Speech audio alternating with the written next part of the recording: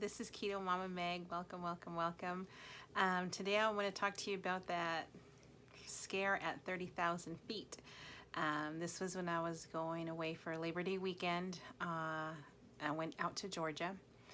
Um, got to the airport early, had me some lunch because I knew it was going to be a late day. I was going to have a layover, and so I just planned out to have a good lunch, and I did. And as I finished eating, I moved over to sit at the gate of where I was to depart from. So I'm sitting there, watching people board the plane prior to mine. And so just then I get a notification on my phone saying that the gate has been changed to the gate next door, gate 26. And so I said, okay, well, I'll move there in a second. So I'm just watching passengers get on board.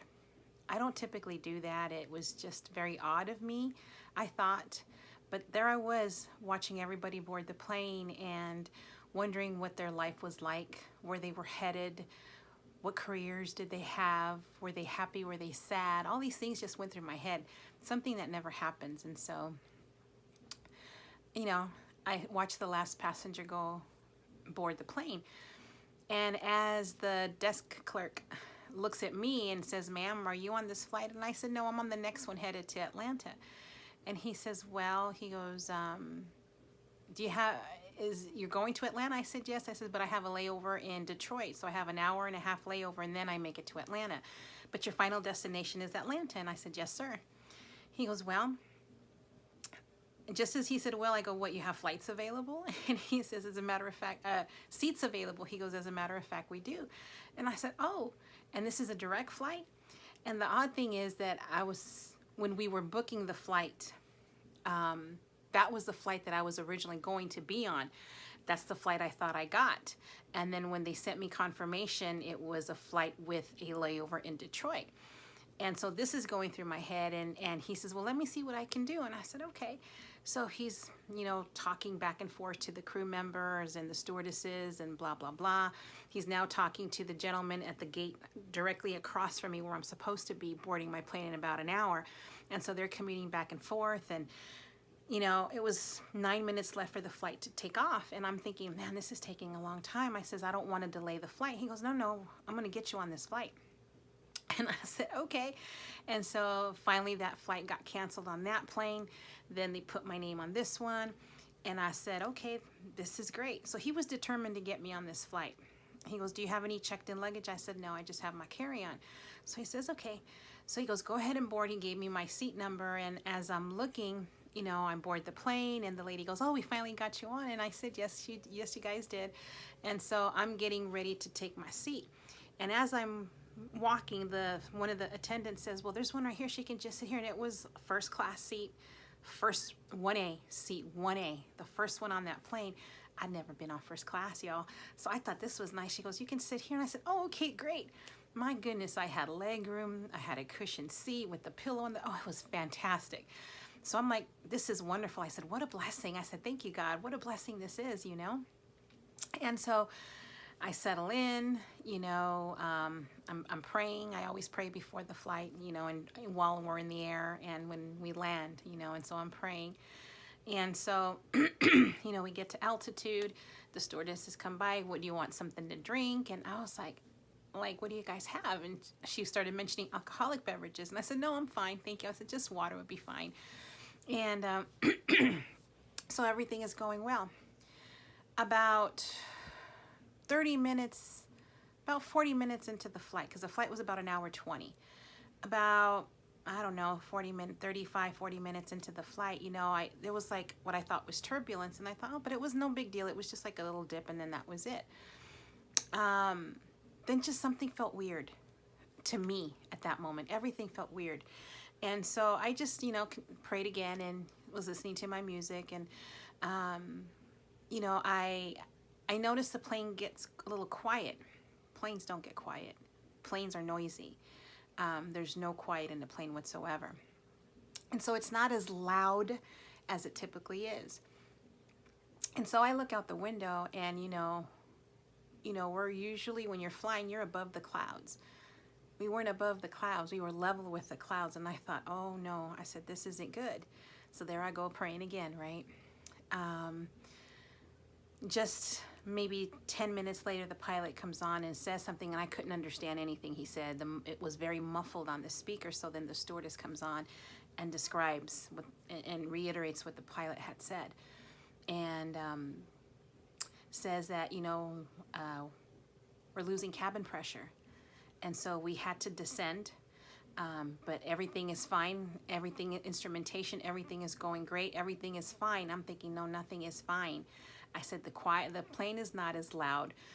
We're now losing cabin pressure. And now I look outside the mirror, outside the window, and we're below the clouds. And I thought, oh man, I said, this isn't good. We have 40 minutes left of the flight. We still have 40 minutes to reach Atlanta. And so there I am praying again. And,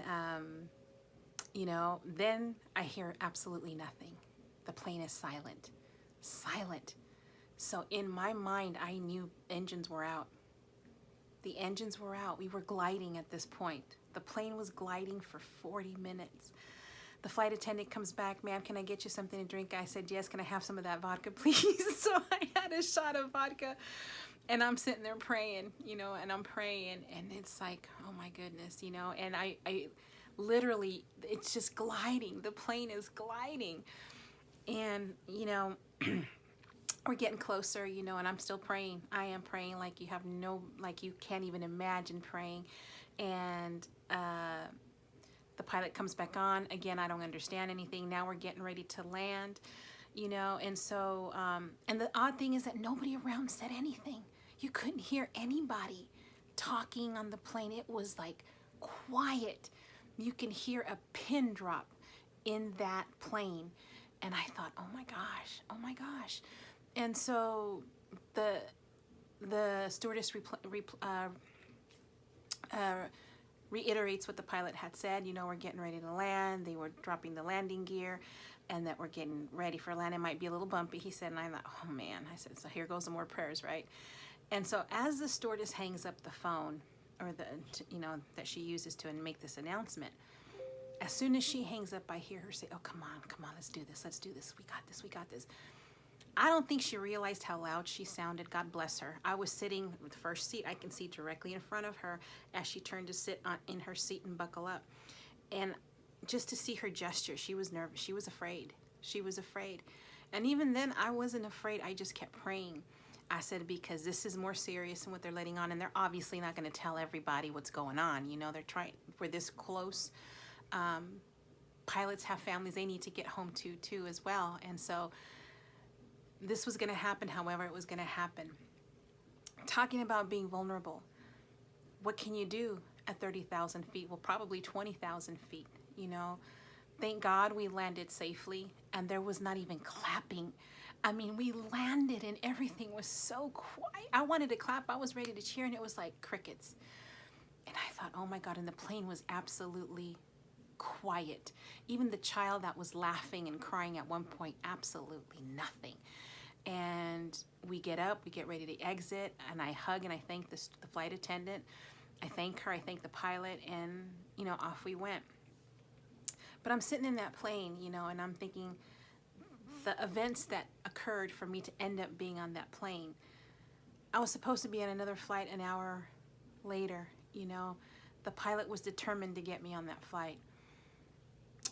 I never look at passengers boarding the plane, and here I was watching every single one board and wondering, what their lives were. And in hindsight, I think maybe none of these people were of faith. Maybe none of these people were believers. And I'm not one to impinge my belief on anybody or convert anybody. That's none of my business. Everybody has their own person that they believe in and their own spirit, entity, whatever it may be. And God bless you for that. Mine will always be God. And so I think my faith was meant to be, and prayers was meant to be on that flight. I don't know how many people of faith were on that flight. I don't know how many of them were believers. I don't know how many of them ever really prayed. But me being on that plane, pretty much praying the entire length of the flight, I was there for a reason. I was the last person to board, but the first one on at the head of the plane. and just praying and praying and praying. And I thought, oh my goodness, and after sharing this story on various platforms, I was told many beautiful stories as to why I was on that flight. And again, to each his own. But I was on that flight for a reason. It doesn't matter what anybody will say. I am a woman of faith. I am a believer. I am a prayer warrior. And there was a reason why I was there. I wasn't afraid. I just prayed, because when you're at that altitude, you're in God's hands. You're in God's hands. There's nothing you can do. We can't, not even being in that plane, being on earth with your feet on the ground, we control absolutely nothing. And to be up in the air, vulnerable, and in that situation, and yet there's no panic. It's just calm. It was something to think back on, and I reflect on quite a bit. And you can take it for how you will. It's totally your prerogative. But being of faith, I know why I was on that plane. I was there to provide the prayer. I was there because I believe. I was on there because I had enough faith for everybody. And the other thing I prayed for was for every soul on board. I've never used that word ever in my prayers, but I prayed for every soul on board, crew members, and pilots. And I thought, wow, how amazing is that? It was an amazing experience, one that didn't leave me scared. I wasn't afraid when I flew back home.